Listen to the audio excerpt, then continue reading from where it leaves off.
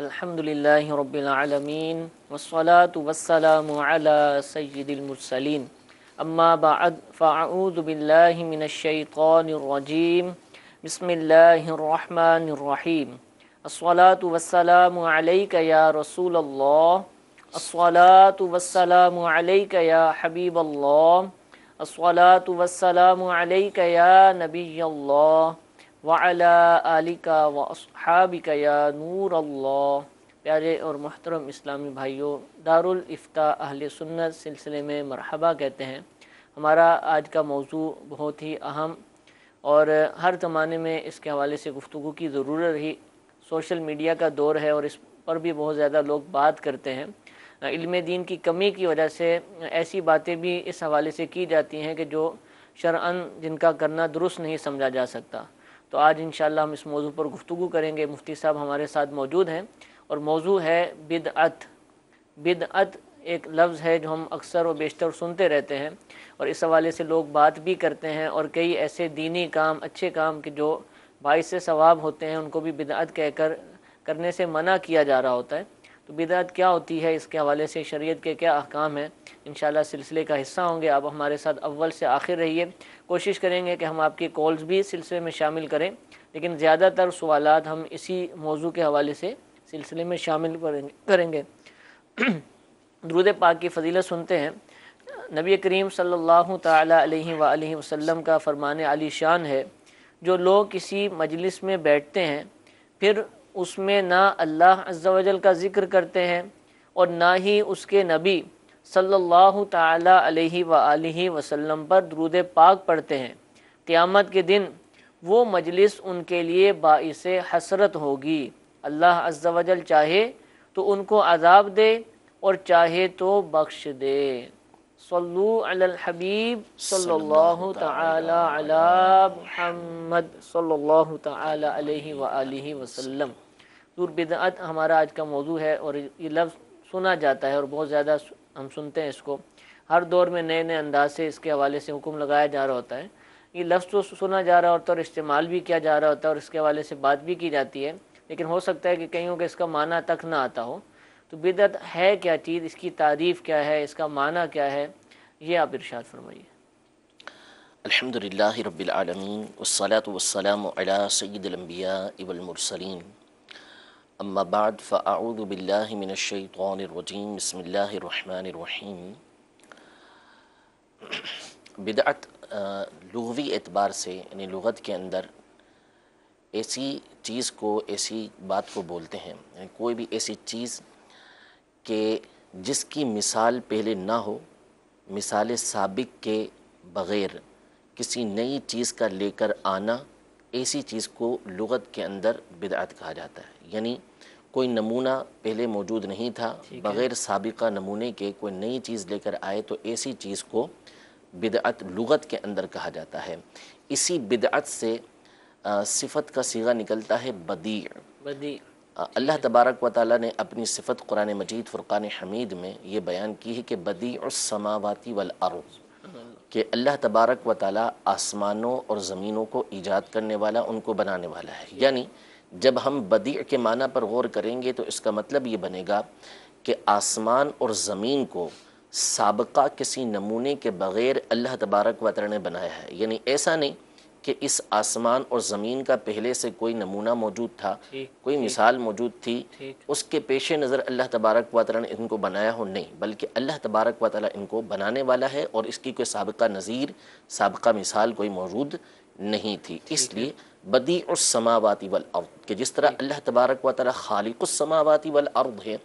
آسمان و زمین کو پیدا کرنے والا ہے، اسی طرح بدیع السماوات والارض بھی ہے۔ یہ ہے لغت کے اعتبار سے معنی، کوئی بھی چیز کے جو سابقہ مثال کے بغیر نہ تھی، مثال اس کی مثال ہی نہیں تھی، تو یہ نئی چیز بنا ڈالنا، اس کو بدعت کہا جاتا ہے لغت کے اعتبار سے۔ جی، اور اصطلاح کے اعتبار سے جو شریعت کی روشنی میں اصطلاح ہے، اس اعتبار سے علماء کا جو کلام ہے، امام عز الدین بن عبدالسلام رحمۃ اللہ تعالیٰ علیہ اور امام نووی رحمۃ اللہ تعالیٰ علیہ، مشہور و معروف ہستیاں ہیں، بزرگ ہیں، انہوں نے جو اس کی تعریف بیان کی تہذیب الاسماء واللغات کے اندر، وہ یہ بیان کی کہ البدعۃ ہی احداث ما لم یکن فی عہد رسول اللہ صلی اللہ تعالیٰ علیہ وآلہ وسلم، یعنی جو کچھ بھی رسول اللہ صلی اللہ تعالیٰ علیہ وآلہ وسلم کے زمانے میں نہ تھا اس چیز کا ایجاد کرنا یہ شریعت کی روشنی کے اندر بدعت کہلاتا ہے۔ جو کچھ بھی رسول اللہ صلی اللہ علیہ وسلم کے زمانے میں موجود نہ تھا اس کو ایجاد کرنا، اس کا احداث کرنا، یہ بدعت کہلاتا ہے۔ ٹھیک ہے، یہ ہے اس کی اصطلاحی اور لغوی تعریف۔ ٹھیک ہے۔ اچھا حضور، میں نے کچھ عرض تو کیا تمہید میں، لیکن آپ نے بدعت کا موضوع جو آج منتخب کیا ہے اس کی وجہ کیا ہے؟ موضوعات اور بھی بہت سارے ہو سکتے تھے، لیکن اس پر یا جب بھی اس کو منتخب کیا جاتا ہے یا اس کے حوالے سے تفصیل بیان کی جاتی ہے تو اس کی وجہ کیا ہوتی ہے؟ دیکھیں، بنیادی اعتبار سے اللہ تبارک و تعالی ہمیں، چونکہ امیر اہل سنت کے ہم مرید بھی ہیں، دعوت اسلامی سے ہمارا تعلق ہے، تو ہماری جو تحریک ہے اس کا مقصد ہی یہ ہے کہ مجھے اپنی اور ساری دنیا کے لوگوں کی اصلاح کی کوشش کرنی ہے۔ تو اس میں جس طرح اعمال کی اصلاح کی کوشش کرنی ہے اسی طرح عقائد کی اصلاح کی کوشش کرنی ہے۔ تو بحمداللہ تعالی قرآن و حدیث کی روشنی میں جو اسلاف امت نے ہمارے عقیدے بیان کیے ہیں، جو عقائد و نظریات ہیں، جو صحابہ کرام علیہم رضوان کے نظریے تھے، جو ان کے عقیدے تھے، وہی ہمارے عقیدے ہیں۔ تو اسی اعتبار سے جو لوگوں کے عقیدے کے اندر خرابی آئی یا لوگ جو دوسرے سنی بھائیوں کے عقیدے کے اندر خرابی پیدا کرنا چاہتے ہیں، تو بطور اصلاح ہم یہ چاہتے ہیں کہ ہم ان کی اصلاح کریں، تاکہ وہ جس غلط فہمی کے اندر مبتلا ہیں یا دوسروں کو غلط فہمی کے اندر مبتلا کرنا چاہتے ہیں وہ غلط فہمی ان کی دور ہو سکے۔ اور یہ موضوع ایسا ہے کہ بہت زیادہ اس کے اندر جو ہے وہ الجھاؤ اور بہت زیادہ لوگوں کو کنفیوژن پیدا کی جاتی ہے، اور ایک ایسی بات ہے کہ اس مسئلے کو اتنا زیادہ لوگ عام کرتے ہیں اور اس قدر اس کے بارے میں غلط فہمی، یعنی ایک جملہ کہ یہ کام بدعت ہے، اور اس کو یہ کہہ کر کہ یہ کام جب رسول اللہ صلی اللہ تعالیٰ علیہ وآلہ وسلم نے نہیں کیا، صحابہ کرام علیہم رضوان نے نہیں کیا، تو اس جملے کو کہہ کر وہ کئی نیک کاموں سے روک ڈالتے ہیں۔ اب جملہ بہت پیارا ہے کہ یہ کام بدعت ہے، نہیں، جملہ بہت پیارا ہے کہ یہ کام رسول اللہ صلی اللہ تعالیٰ علیہ وآلہ وسلم نے نہیں کیا، صحابہ کرام علیہم رضوان نے نہیں کیا، تو کیا ہم ان سے بڑھ کر ہیں کہ ہم وہ کام نہ کریں؟ آپ کیوں کر رہے ہیں؟ ہاں، جملہ ٹھیک ہے، لیکن یہ وہی جملہ ہے کہ جس کے بارے میں یہ فرمایا کہ کلمۃ حق ارید بہ الباطل، کہ کلمہ حق لیکن اس کے ساتھ باطل کا ارادہ کیا گیا ہے۔ تو بات یہ ہے کہ نبی کریم صلی اللہ تعالیٰ علیہ وآلہ وسلم جو دین لے کر آئے، قرآن مجید فرقان حمید میں اللہ تبارک و تعالیٰ نے سورۃ المائدہ میں واضح طور پر یہ اعلان فرما دیا، الیوم اکملت لکم دینکم واتممت علیکم نعمتی ورضیت لکم الاسلام دینا، کہ آج کے دن میں نے تمہارے لیے تمہارے دین کو مکمل کر دیا اور میں نے تمہارے لیے اسلام کو بطور دین پسند کیا اور تم پر میں نے اپنی نعمت کو تمام کر دیا۔ اس آیت میں اللہ تبارک و تعالی نے اس بات کا اعلان فرما دیا کہ اس نے دین اسلام کو مکمل فرما دیا ہے۔ اب نبی کریم صلی اللہ تعالیٰ علیہ وآلہ وسلم یقیناً جو شریعت مطہرہ لے کر آئے اللہ تبارک و تعالیٰ کی طرف سے، آپ نے اس کی مکمل تبلیغ ہمارے سامنے کر دی۔ اب سوال یہ پیدا ہوتا ہے کہ اللہ تبارک و تعالیٰ نے جو ارشاد فرمایا ہے کہ اس نے دین کی تکمیل فرما دی، اسی طرح نبی کریم صلی اللہ تعالیٰ علیہ وآلہ وسلم نے جو دین ہم تک پہنچایا، تو یہ پہنچانے سے مراد، دین کی تکمیل سے مراد کیا ہے؟ تو اس سے مراد یہ ہے کہ دین کے جو اصول، دین کے جو ضوابط ہیں، وہ تمام کے تمام رسول کریم صلی اللہ تعالیٰ علیہ وسلم نے ہمیں بیان فرما دیے کہ اصول اور ضابطے یہ ہیں۔ ان اصولوں کی روشنی میں، ان ضوابط کی روشنی کے اندر قیامت تک جتنے بھی معاملات پیش آتے جائیں گے وہ حل ہوتے چلے جائیں گے۔ یہ نہیں ہے کہ ایک ایک جزی، ایک ایک بات کو اس طرح بیان کیا ہو کہ ہر لمحے کے لیے ہر شخص کے ساتھ جو مسئلہ پیش آنے والا ہے وہ تمام کی تمام باتیں بیان کر دی ہوں۔ ایسا ہو تو پھر اس کا مطلب ہے کہ قرآن کم از کم آپ کو 1,00,000 جلدوں کے اندر چاہیے ہوگا، کہ قیامت تک کے جتنے افراد آنے والے ہیں، ان کے ساتھ جتنے معاملات پیش آنے والے ہیں، ان تمام کے لیے ایک ایک بات کو اس کے اندر لکھ دیا جاتا۔ ایسا نہیں، بلکہ اس کے اندر اصول، ضوابط بیان کر دیے گئے کہ ان اصول و ضابطوں کی روشنی کے اندر آنے والے مسائل کو حل کر لیا جائے گا۔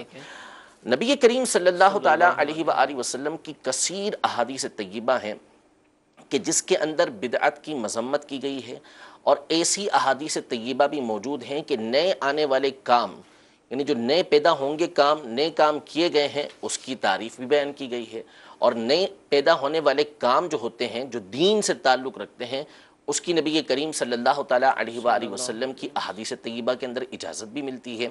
بدعت، جس بدعت کی مذمت احادیث طیبہ کے اندر موجود ہے، وہ بدعت ہے کہ جس کے ذریعے سے نبی کریم صلی اللہ تعالیٰ علیہ وآلہ وسلم کی سنت اٹھ جائے، یا نبی کریم صلی اللہ تعالیٰ علیہ وسلم کی سنت کے اندر تبدیلی آ جائے۔ جس بدعت کے ذریعے، جس نئے کام کے ذریعے نبی کریم صلی اللہ تعالیٰ علیہ وسلم کی سنت اٹھ رہی ہے، حضور علیہ السلام کی سنت کے اندر تبدیلی آ رہی ہے، ایسا نیا کام بدعت مذمومہ قبیحہ کہلاتا ہے۔ یعنی وہ کریں گے تو سنت پر عمل نہیں ہو پائے گا، سنت کے خلاف ہو جائے گا، عمل نہیں، سنت کے خلاف ہو جائے گا، سنت اٹھ جائے گی۔ نبی کریم صلی اللہ تعالیٰ علیہ وسلم کی کئی احادیث طیبہ ہیں کہ جس کے ذریعے سے بدعت حسنہ کا ثبوت ہوتا ہے، ان میں سے میں چند احادیث طیبہ بحوالہ پیش کرتا ہوں۔ مشہور و معروف حدیث مبارکہ ہے، صحیح مسلم کی حدیث مبارکہ، حدیث نمبر 6975، دار الجیل بیروت سے چھپی ہوئی صحیح مسلم کی حدیث مبارکہ ہے۔ سیدنا جریر بن عبداللہ بجلی رضی اللہ تعالی عنہ اس حدیث پاک کے راوی ہیں کہ نبی کریم صلی اللہ تعالی علیہ وآلہ وسلم نے ارشاد فرمایا کہ من سن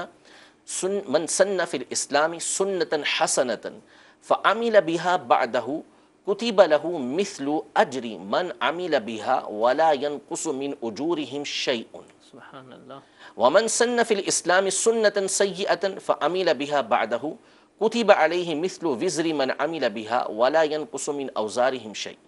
یعنی کہ جس نے اسلام کے اندر کوئی اچھا طریقہ ایجاد کیا، اچھا کام ایجاد کیا، اچھا طریقہ ایجاد کیا، پھر اس کے بعد والوں نے عمل کیا، تو اس شخص کو ان شخصوں کا بھی اجر ملے گا جو اس پر عمل کریں گے، اور جو دوسرے عمل کر رہے ہیں ان کے عملوں میں سے، ان کے اجر میں سے کسی طرح کی کوئی کمی واقع نہیں ہوگی۔ اور جس نے اسلام کے اندر کوئی برا کام ایجاد کیا تو فرمایا کہ جتنے لوگ اس کے بعد اس پر عمل کرتے رہیں گے تو ان کے گناہ جو ہوں گے اس میں سے اس کو بھی حصہ ملے گا، اور ان کے گناہوں میں سے کسی طرح کی کمی واقع نہیں ہوگی۔ نبی کریم صلی اللہ تعالیٰ علیہ وسلم کی صریح حدیث مبارکہ ہے، خود حضور علیہ السلام اس کے اندر واضح طور پہ اجازت مرحمت فرما رہے ہیں کہ جس نے اسلام کے اندر کوئی اچھا کام ایجاد کیا، ومن سنہ، یعنی من اس کے اندر آیا ہے، اور من یہ عموم کے لیے ہوتا ہے، جو اصول فقہ پڑھا ہوا ہے اس کے پر واضح ہے، جو عربی جانتا ہے اس کے پر واضح ہے کہ من جو ہے وہ عموم کے لیے آتا ہے، کہ جس نے بھی ایجاد کیا، جبکہ وہ ہو اچھا کام، جبکہ وہ شریعت مطہرہ سے ٹکرانے والا نہیں، وہ نبی کریم صلی اللہ تعالیٰ علیہ وسلم کی سنت کو تبدیل کرنے والا، حضور علیہ السلام کی سنت کو اٹھانے والا نہ ہو۔ ایک اور حدیث مبارکہ جو مسند بزار حدیث کی ایک مشہور کتاب ہے، اس کی جلد نمبر 10 صفحہ نمبر 27 پر، اور حدیث نمبر 4087 ہے، مکتبۃ العلوم والحکم مدینہ منورہ سے یہ چھپی ہوئی کتاب ہے۔ سیدنا ابو الدرداء رضی اللہ تعالی عنہ حدیث پاک روایت کرتے ہیں کہ رسول اللہ صلی اللہ تعالی علیہ وآلہ وسلم نے ارشاد فرمایا کہ ما احل اللہ فی کتابہ فہو حلال، وما حرم فہو حرام، وما سکت عنہ عفو فاقبلوا من اللہ عافیتہ فإن اللہ لم یکن لینسا شیئا ثم تلا هذه الآیہ وما کان ربک نسیا۔ یعنی رسول اللہ صلی اللہ علیہ وسلم ارشاد فرماتے ہیں کہ حلال وہ ہے کہ جسے اللہ نے اپنی کتاب کے اندر حلال کیا، اور حرام وہ ہے جسے اللہ نے اپنی کتاب کے اندر حرام کیا، اور جس سے اللہ تبارک و تعالی نے سکوت فرمایا، کچھ بھی نہیں فرمایا، فہو عفو، نبی کریم صلی اللہ علیہ وسلم فرما رہے ہیں کہ وہ معاف ہے۔ فاقبلوا من اللہ عافیہ، اللہ تبارک و تعالی نے جو عافیت دی ہے، عافیتہ، جو اللہ تبارک و تعالیٰ کی عافیت ہے، جو وہ معاف فرما رہا ہے، اس کی عافیت کو قبول کر لو۔ فرمایا کہ تمہارا رب بھولنے والا نہیں ہے، وہ بھولتا نہیں ہے۔ ایسا نہیں کہ اللہ تبارک و تعالیٰ نے حلال و حرام کو بیان کر دیا، جس چیز کو بیان نہیں کیا وہ بھول گیا، نہیں، اللہ تبارک و تعالیٰ بھولنے سے پاک ہے۔ یہ حدیث مبارکہ نقل کرنے کے بعد امام بزار رحمۃ اللہ تعالی فرماتے ہیں کہ اسنادہ صالح، اس کی سند صالح ہے، اور امام حیثمی رحمۃ اللہ تعالی علیہ نے مجمع الزوائد جلد نمبر 1 صفحہ 16 اور صفحہ نمبر 416 اور حدیث نمبر 794 پر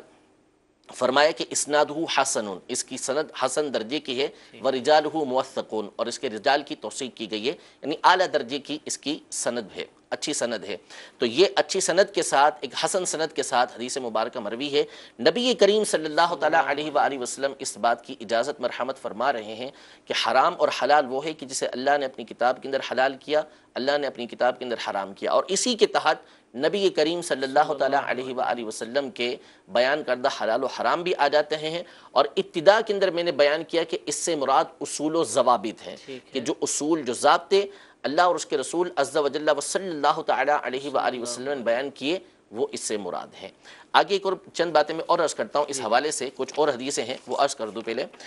نبی کریم صلی اللہ تعالیٰ علیہ وسلم کی ایک اور حدیث مبارکہ ہے جو سنن دارقطنی کے اندر ہے، جلد نمبر 5 صفحہ نمبر 325 پر، رقم الحدیث اس کی، یعنی حدیث نمبر جو ہے وہ 4396 ہے، اور مؤسسۃ الرسالہ بیروت سے یہ چھپی ہوئی کتاب ہے۔ حضرت سیدنا ابو ثعلبہ خشنی رضی اللہ تعالیٰ عنہ روایت کرتے ہیں کہ رسول اللہ صلی اللہ تعالیٰ علیہ وآلہ وسلم نے ارشاد فرمایا کہ ان اللہ فرض فرائض فلا تضيعوها وحرم حرمات فلا تنتهكوها وحدد حدودا فلا تعتدوها وسكت عن اشیاء من غیر نسیان فلا تبحثوا عنها، یعنی اللہ تبارک و تعالیٰ نے کچھ فرائض مقرر کیے ہیں لہذا ان کو ضائع نہ کرو، کچھ باتیں حرام کی ہیں لہذا ان کو توڑو مت، یعنی ان حرام کے اندر پڑو مت، کچھ حدود مقرر کی ہیں ان حدود سے تجاوز نہ کرو، اور کچھ اشیاء سے، کچھ باتوں سے اللہ تبارک و تعالیٰ نے بغیر بھولے سکوت فرمایا، کچھ بھی نہیں فرمایا۔ فلا تبحثوا عنہا، ان کے در پہ نہ ہو، ان کے پیچھے نہ پڑو۔ یہ نبی کریم صلی اللہ تعالیٰ علیہ وآلہ وسلم نے ارشاد فرمایا۔ اس حدیث مبارکہ کو امام نووی رحمۃ اللہ تعالیٰ علیہ نے اپنی کتاب اربعین نووی میں حدیث نمبر 30 کے اندر فرمایا کہ اس کی سند حسن ہے۔ اسی طرح امام ابن الصلاح نے اس حدیث کو صحیح قرار دیا ہے۔ اس میں بھی نبی کریم صلی اللہ تعالیٰ علیہ وسلم ارشاد فرما رہے کہ جس کے بارے میں اللہ تبارک و تعالیٰ نے سکوت فرمایا بغیر بھولے، اس کے بارے میں فرمایا کہ فہو عفو، وہ معاف ہے، اس کے پیچھے تم نہ پڑو۔ اسی طرح ایک اور حدیث مبارکہ نبی کریم صلی اللہ تعالیٰ علیہ وسلم کی جو مستدرک حاکم کے اندر ہے، امام حاکم رحمۃ اللہ تعالیٰ علیہ سیدنا سلمان فارسی رضی اللہ تعالیٰ عنہ سے روایت کرتے ہیں، آپ فرماتے ہیں کہ رسول اللہ صلی اللہ تعالیٰ علیہ وآلہ وسلم سے چند چیزوں کے بارے میں سوال کیا گیا، تو آپ نے اصول بیان کیا، ایک قاعدہ بیان کر دیا کہ الحلال ما احل اللہ فی کتابی، حلال وہ ہے کہ جو اللہ نے اپنی کتاب کے اندر حلال قرار دیا، والحرام ما حرم اللہ فی کتابی، حرام وہ ہے کہ جو اللہ نے اپنی کتاب کے اندر حرام قرار دیا، وما سکت عنہ فہو مما عفا عنہ، اور جس سے اللہ تبارک و تعالیٰ نے سکوت فرمایا وہ تمہارے لیے معاف ہے، وہ اس نے تم سے معاف رکھا ہے۔ ان تمام احادیث طیبہ کی روشنی کے اندر واضح ہو گیا، یہ اصول اور ضابطہ بن گیا کہ جس چیز سے شریعت مطہرہ منع نہیں کرتی، جس چیز سے شریعت مطہرہ روکتی نہیں ہے، اور وہ نیا کام ہوگا، ظاہر سی بات ہے جس چیز کو بیان کر دیا وہ تو پرانا کام ہو گیا، جس چیز سے منع نہیں کیا آنے والا وہ کام ہے، وہ شریعت مطہرہ کے اصول و ضوابط سے نہیں ٹکراتا، اس کی شریعت مطہرہ ان احادیث طیبہ کی روشنی کے اندر اجازت دے رہی ہے۔ اچھا اب یہ دیکھیں، یہ ہے حدیث مبارکہ، ان احادیث طیبہ کی روشنی کے اندر یہ اصول واضح ہو گیا کہ جس چیز سے شریعت مطہرہ نے منع نہیں کیا وہ چیز کیا ہے؟ جائز ہے۔ یہ شریعت کا اصول ہے، یہ نبی کریم صلی اللہ تعالیٰ علیہ وسلم کا بتایا ہوا حصول ہے، اور یہ اتنی ساری احادیث طیبہ میں نے آپ کے سامنے پڑھی۔ اب بعض لوگ وہ ہوتے ہیں کہ جو بات تو یہ کریں گے کہ آپ حدیثوں سے بات کیا کریں، ٹھیک ہے، آپ حدیثیں بیان کریں، ہمیں کہیں گے کہ آپ بزرگوں کی باتیں بیان کر رہے ہیں، آپ عقل اپنی قیاس سے باتیں کر رہے ہیں۔ میں نے آپ کے سامنے احادیث بیان کی اور علماء اہل سنت بیان کرتے ہیں۔ اچھا اب وہ پھر اپنا قیاس لڑاتے ہیں، اپنی عقل لڑا کے کہیں گے کہ جی اگر ایسی بات ہے تو پھر 2 رکعت کی جگہ 3 رکعت پڑھ لیں، 7 چکر کی جگہ 8 چکر لگا لیں، 2 سجدوں کی جگہ 3 سجدے کر لیں، باتیں کرتے ہیں، اور وہ ٹھیک ہے۔ میں انشاءاللہ جواب عرض کرتا ہوں، آگے احادیث طیبہ اس حوالے سے عرض کر رہا ہوں، لیکن میرا ایک سوال ہے اس مقام پر کہ ہم احادیث طیبہ رسول کریم صلی اللہ تعالیٰ علیہ وآلہ وسلم کی پیش کر رہے ہیں۔ آپ یہ ارشاد فرمائیے کہ رسول اللہ صلی اللہ تعالیٰ علیہ وسلم کی بات کو مانا جائے گا یا آپ کی عقل کو مانا جائے گا؟ رسول کریم صلی اللہ تعالیٰ علیہ وسلم کی بات کو مانا جائے گا کہ رسول کریم صلی اللہ علیہ وسلم نے جو اصول و ضابطہ دیا ہے اس پہ چلا جائے گا، آپ کے اصول و ضابطے پہ نہیں چلا جائے گا۔ آپ جو عقل کا گھوڑا دوڑا رہے ہیں وہ چونکہ رسول کریم صلی اللہ علیہ وسلم کی حدیث کے مقابلے میں دوڑایا ہے، اس لیے وہ الٹا دوڑا ہے، اور آپ جو مثالیں دے رہے ہیں اس کی وجہ سے سنت کے اندر تغیر آ رہا ہے، اس سے سنت کے اندر تبدیلی آ رہی ہے، اس سے سنت اٹھ رہی ہے، اس سے شریعت کے احکام کے اندر تبدیلی آ رہی ہے، اس لیے آپ کی مثالیں ہی غلط ہوتی ہیں، ٹھیک ہے؟ لیکن بات یہی ہے کہ حضور علیہ السلام نے یہ اصول و ضابطہ بیان کیا ہے تو پھر اسی پر عمل کیا جائے گا۔ مزید احادیث طیبہ اس حوالے سے موجود ہیں۔ ایک حدیث مبارکہ ہے جو حضرت سیدنا بلال بن حارث المزنی رضی اللہ عنہ کی حدیث مبارکہ ہے۔ امام ترمذی رحمۃ اللہ تعالی علیہ نے اپنی جامع کے اندر اس حدیث پاک کو نقل کیا ہے۔ حدیث نمبر 127 ہے، دارالحدیث قاہرہ سے، مصر سے یہ چھپی ہوئی جامع ترمذی ہے۔ امام ترمذی نے اس حدیث پاک کو حسن قرار دیا۔ اسی طرح علامہ سیوطی رحمۃ اللہ تعالی علیہ نے جامع صغیر کے اندر اس حدیث پاک کو حسن قرار دیا ہے کہ نبی کریم صلی اللہ تعالی علیہ وسلم نے حضرت بلال بن حارث رضی اللہ تعالی عنہ سے فرمایا کہ اعلم، جان لو۔ انہوں نے عرض کی کہ ما اعلم یا رسول اللہ، کہ کیا جان لوں یا رسول اللہ؟ تو فرمایا اعلم یا بلال، اے بلال جان لو۔ انہوں نے پھر عرض کی کہ کیا جان لوں؟ تو حضور علیہ السلام نے فرمایا کہ جس نے میری کسی ایسی سنت کو زندہ کیا کہ جو مردہ ہو چکی تھی، قد امیتت، یعنی جو چھوڑ دی جا چکی تھی میرے بعد، تو اس کے لیے جو لوگ اس پر عمل کریں گے اس کا اجر اس کو بھی ملے گا، اور ان لوگوں کے اجر میں سے کسی طرح کی کوئی کمی واقع نہیں ہوگی۔ اب اگلا جملہ دیکھیے، اور پھر اس کے بعد میں اسلاف کے اقوال آپ کو اس حدیث پاک کی روشنی میں بتاتا ہوں۔ نبی کریم صلی اللہ علیہ وسلم فرماتے ہیں کہ وَمَنِ ابْتَدَعَ بِدْعَةً ضَلَالَةً لا يرضاها الله ورسوله كان عليه مثل آثام من عمل بها لا ينقص ذلك من اوزار الناس شيئا، یعنی جس نے کوئی ایسی بدعت ایجاد کی کہ جو گمراہی والی ہے، بدعتاً ضلالتاً، جو اللہ اور اس کے رسول کو راضی نہیں کرتی، جس سے اللہ اور اس کے رسول راضی نہیں ہے، تو اس کے لیے ان لوگوں کا گناہ بھی ہے کہ جو لوگ اس پر عمل کرتے رہیں گے۔ جس نے گمراہی والی بدعت ایجاد کی، جتنے لوگ اس پر عمل کرتے رہیں گے، تمام لوگوں کا گناہ اس کو بھی ملتا رہے گا۔ امام ترمذی رحمۃ اللہ تعالی علیہ نے اس حدیث کو نقل کرنے کے بعد فرمایا کہ حدیث حسن ہے۔ امام سیوطی نے بھی فرمایا کہ حدیث حسن ہے۔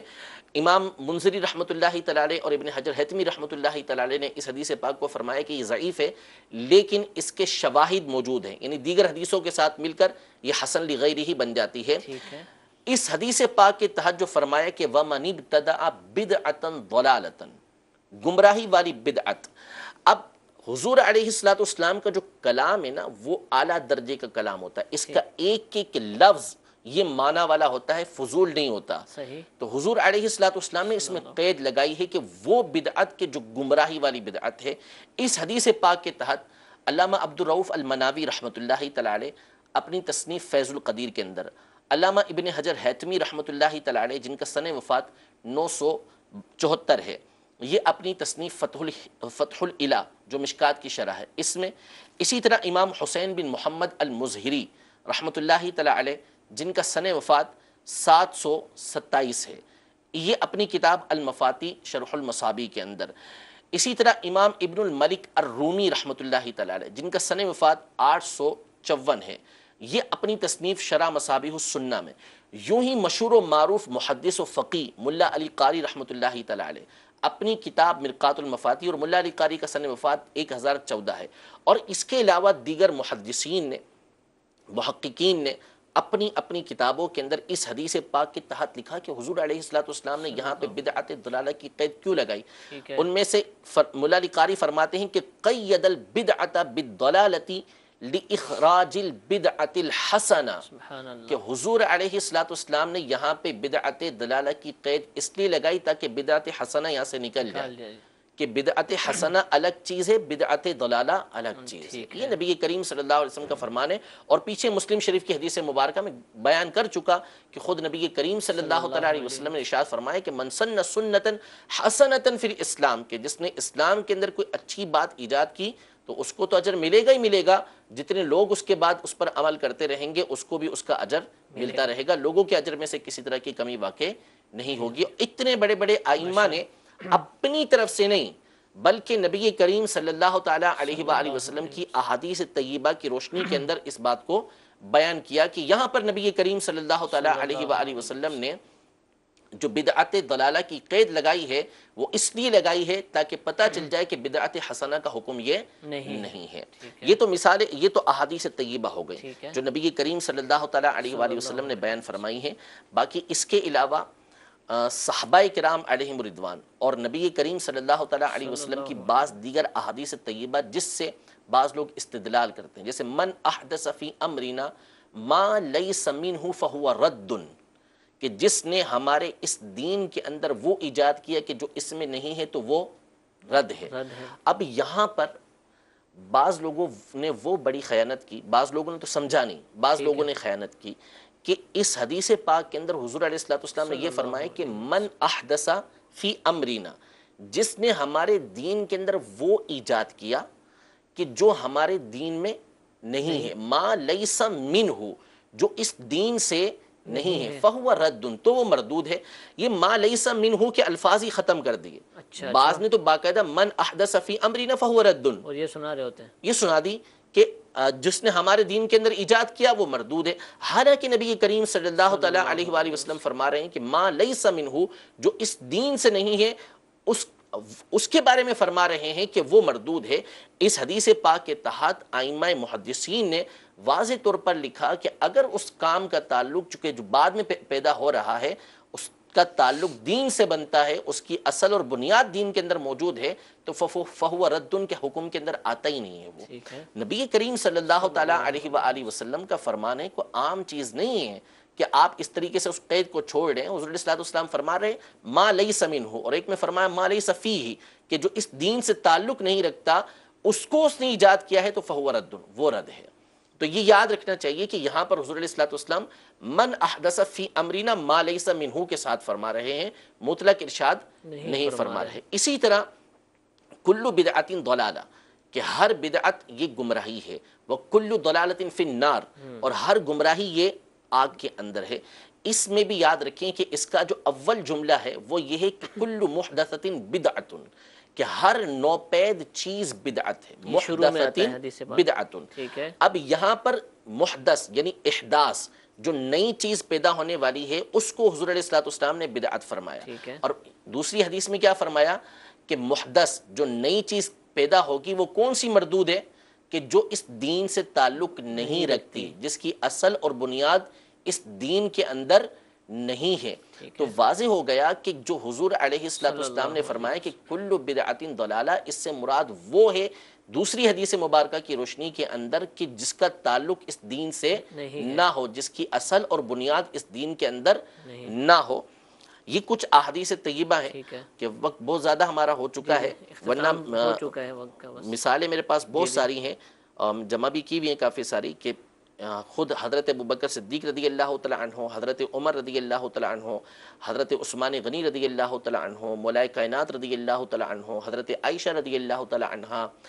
اور دیگر صحابہ کرام علیہم رضوان، حضرت عبداللہ بن مسعود، حضرت عبداللہ بن عمر رضی اللہ تعالی عنہ، حضرت امام حسن رضی اللہ تعالی عنہ، ان تمام کی مثالیں موجود ہیں کہ جن کے ذریعے سے نئے کام جو دین سے تعلق رکھتے ہیں ان کے ایجاد کرنے کا ثبوت ہوتا ہے۔ تو وہ بہت ساری مثالیں موجود ہیں، لیکن اتنی بات آپ یاد رکھ لیں کہ یہ ساری باتیں ہم نے احادیث طیبہ کی روشنی کے اندر بیان کی ہیں، کہ جس سے بالکل واضح ہو گیا کہ نبی کریم صلی اللہ تعالیٰ علیہ وآلہ وسلم نے جو ارشاد فرمایا کہ کل بدعت ضلالہ، کہ ہر بدعت جو گمراہی ہے، اس سے پہلے یہ فرمایا کہ کل محدثۃ بدعہ، کہ ہر نو پہ چیز بدعت ہے، اور نو پہ چیز سے مراد کیا کہ من احدث فی امرنا ما لیس منہ فہو رد، کہ جو ہمارے دین کے اندر وہ چیز پیدا کرے گا کہ جو اس دین سے تعلق نہیں رکھتی وہ بدعت ہے، وہ رد کی جائے گی۔ ٹھیک ہے، تو اگر اس کی بنیاد، اس کی اصل موجود ہے تو پھر اس صورت میں اس کو رد نہیں کیا جائے گا۔ دوسری بات یہ کہ کل بدعت، یہاں پہ لفظ کل ہے، تو بعض لوگوں کو اس سے یہ وہم واقع ہوتا ہے، وہ سمجھتے ہیں کہ لفظ کل آ گیا تو اس کا مطلب ہے کہ یہ ہر طرح سے اس کا جو ہے وہ گھیراؤ کر لے گا۔ کل کا لفظ عموم کے لیے آتا ہے، اس سے کوئی انکار نہیں ہے، لیکن اس کا ایک دائرہ کار ہوتا ہے۔ اللہ تبارک و تعالی نے سورہ احقاف کے اندر جو قوم احقاف کی اس کی تباہی کا تذکرہ کیا، فرمائے تدمر کل شیء بامر ربها، کہ وہ ہوا چلی اور اس نے تمام کی تمام چیزوں کو تباہ و برباد کر کے رکھ دیا اپنے رب کے حکم سے۔ تدمر کل شیء بامر ربها فاصبحوا لا يرى الا مساکنهم، اس کے متصلی فرمایا کہ پھر جب صبح ہوئی تو ان کے مساکن یعنی ان کے گھر دیکھے جا رہے تھے۔ کل شیء، ہر چیز کو تباہ و برباد کر دیا، لیکن اس کے متصل اللہ تبارک و تعالی یہ ارشاد فرما رہے کہ صبح ہوئی تو ان کے گھر کے آثار موجود تھے۔ اس کا مطلب ہوا کہ کل کا ایک دائرہ ہوتا ہے۔ تو یہاں پہ جو کل ارشاد فرمایا ہے، اس کل سے مراد جو ہے بدعت ضلالہ ہے، جیسا کہ دیگر احادیث طیبہ کے اندر اس کی وضاحت کی گئی ہے۔ ایگزمپشن ممکن ہے، استثناء ہو سکتا ہے، اور وہ آپ نے حدیث سے ثابت کیا۔ میٹھے میٹھے اسلام بھائیوں، بدعت کے موضوع پر ہمارا موضوع تھا، مفتی صاحب نے بہت ہی تفصیل کے ساتھ،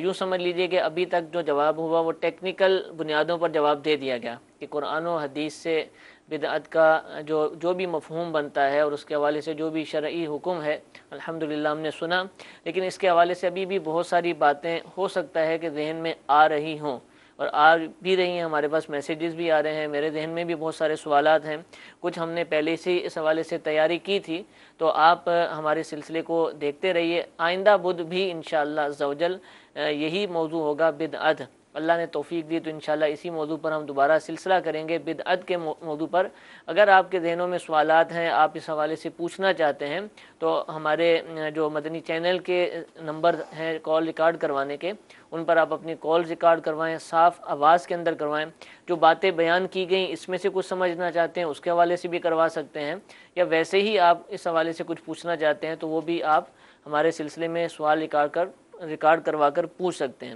وقت ہمارا ختم ہو چکا ہے انشاءاللہ عز و جل۔ آئندہ بدھ بھی اسی سلسلے کے ساتھ دوبارہ حاضر ہوں گے۔ کل بھی انشاءاللہ عز و جل دارالافتاء اہل سنت کا سلسلہ ہوگا، لیکن وہ عصر کی نماز کے بعد ہوگا، کیونکہ مغرب کی نماز کے بعد دعوت اسلامی کا ہفتہ وار سنت و برا اجتماع شروع ہو جاتا ہے، تو آپ اس کو بھی دیکھنے کی، شرکت کرنے کی نیت فرمائیں۔ اللہ تعالی ہم سب کو عمل کی توفیق عطا فرمائے، آمین بجاہ النبی الامین۔ صلو علی الحبیب صلی اللہ تعالی علی محمد صلی اللہ علیہ